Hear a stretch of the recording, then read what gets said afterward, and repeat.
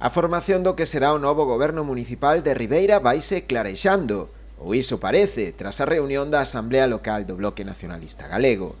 A formación nacionalista, actualmente segunda forza na corporación, con 5 edís, decidiu iniciar a vindeira semana unha rolda de contactos co resto de formacións, incluído o Partido Popular, para explorar as distintas posibilidades para un acordo de gobernabilidade.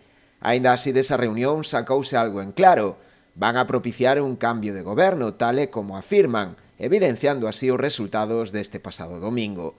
Unha circunstancia que apartaría definitivamente os populares da alcaldía, onde levan gobernando dende hai preto de 40 anos. Nós creemos que o Partido Popular ten que deixar a alcaldía porque a veciñanza de Ribeira non o apoiou de maneira maioritaria, non?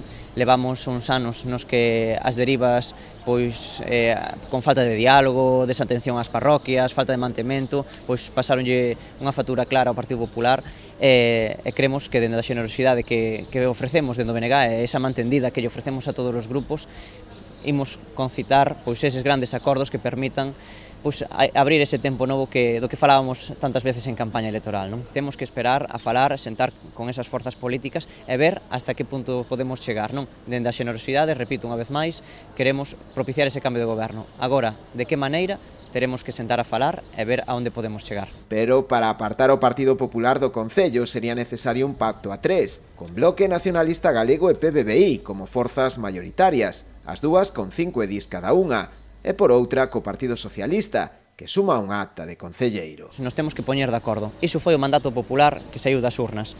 Témonos que poñer de acordo para propiciar ese cambio de goberno. Evidentemente, imos falar do que nos une, que son moitísimas cuestións, máis das que nos separan. Imos propiciar esas pequenas cousiñas que nos dan calidade de vida no noso día a día, non? Como poden ser esa falta de mantemento, esa desatención ás parroquias ou esa falta de limpeza. Imos traballar niso para resolver eses problemiñas que ten Ribeira e que empeoran o día a día da cidadanía, non? Queremos traballar nesas cuestións que son prioritarias para nós e creo que tamén niso nos unen o resto dos grupos.